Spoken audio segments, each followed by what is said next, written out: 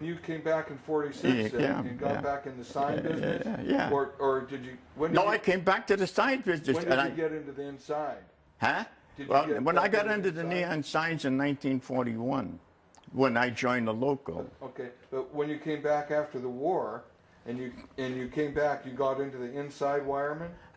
Just after I went back to the sign business, but I only lasted there so long because, I don't know, I must have been a bum or something.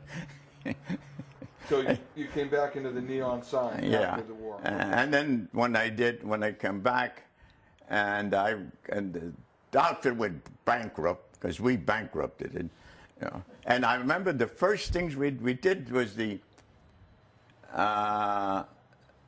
Did you work on any of the Bruni who was signs? this guy that had this gambling, Flamingo Hotel, and we had these big flamingos, and we built, and this outfit made the first fixtures, the 120 mil thin tube 8-footers, and that was when I first started to do something in the neon sign, and we put all of these fixtures up at 16th and Mission in the market, put these damn things up, and of course I didn't know what I was doing, but what market was that? It was on 16th and Mission in the market. It was a big market like a there. produce market? Or yeah, well, it was a produce market, okay. yeah. But anyway, and then what happened, they went broke, and I came back out to the hall, and they sent me to Beacon Electric. Now, and when I went up to Beacon Electric, Ed Raines, we were the only two guys that were from San Francisco. Everybody had come out of the shipyard. And Eddie says, he says, all of these guys are foreigners.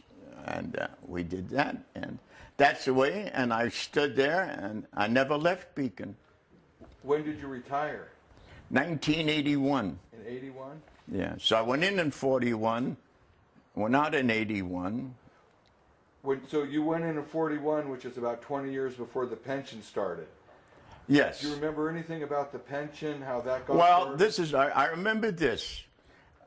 Because I remember Mike DeRico and Rich McCabe brought up the pension. They're the ones that really were the deal. And Mike DeRico didn't get along with Charlie Phone. You know, there was always these little deals, you know, and things like that. And this particular thing come up, and we had these factions in the local. You know, we've always had them. Because I remember one time, sometimes there would be a certain group that would sit on one side of the local, and the other group would sit on the other side. They all figured it out and got together. But I will honestly say this. I can honestly say, at that particular time, I thought sure as hell that the local was going to split. I thought sure it was going to split. And God bless Charlie Phone. He made some arrangements after, and the local just got together again, and everybody got the deal, got going again. And let me say this, I got to say this much. Without the local, I'd have been nobody. I'd have been a nothing. I'd have been a bum or in jail, one or the other.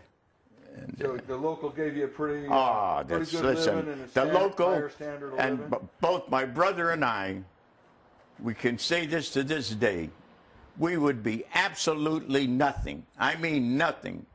Because we came from a single mother, and when I made this thing, if I ever got out and I got a job, I was going to make the best of it. And that's what I did. I worked hard. I never did any tremendous jobs. I never did anything that was fabulous or anything. I was a wireman. That's it, period.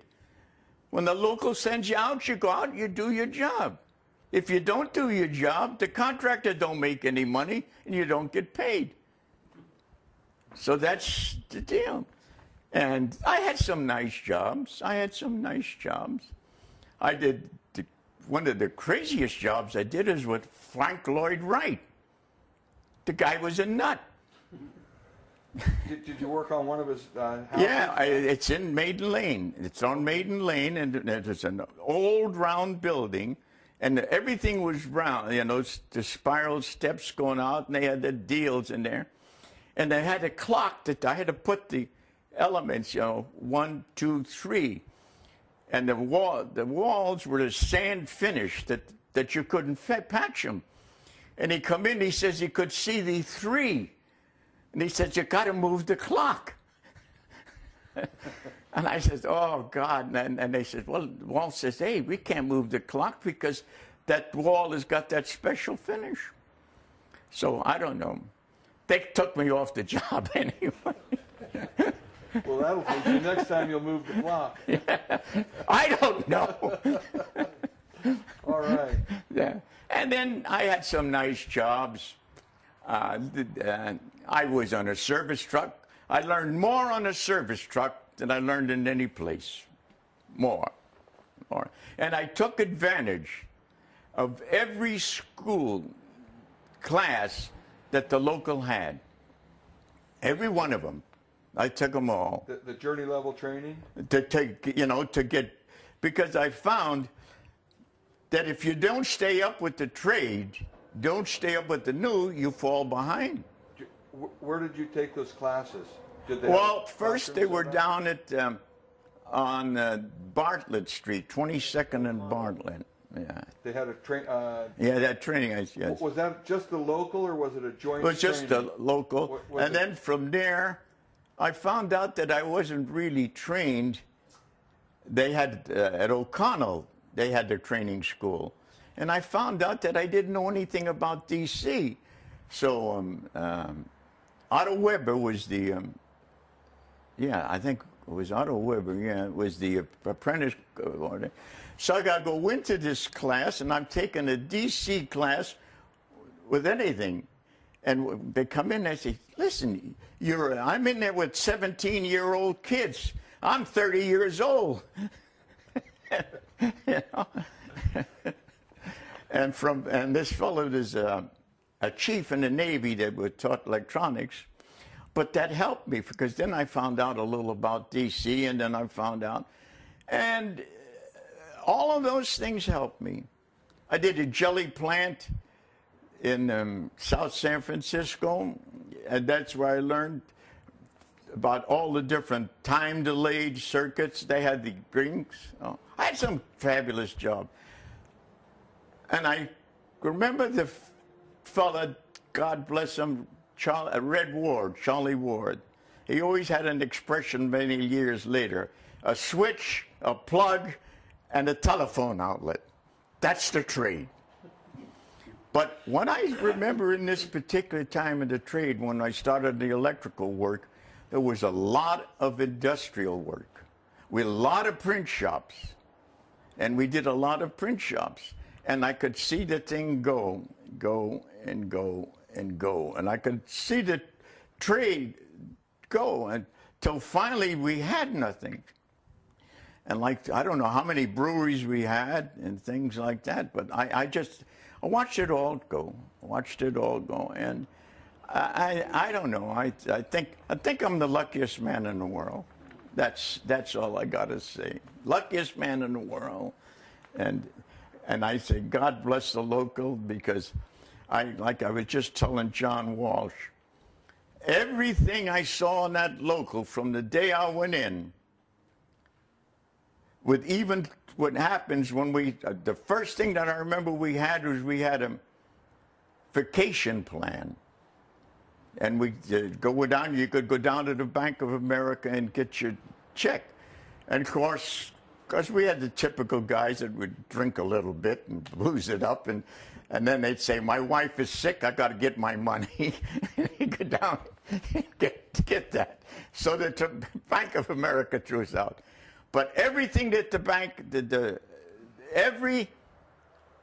what we call, when they would, when you got to discuss for wages, was always up, always up, always up. So to the time, I was one of the first to go, my pension was $695. when I went out. $695. And I thought it was great. And then the guys like John Walsh, they kicked in and give us another $1,000 or $500 till I got up to $1,090. And today my pension is $1,000. But the pension didn't worry me about.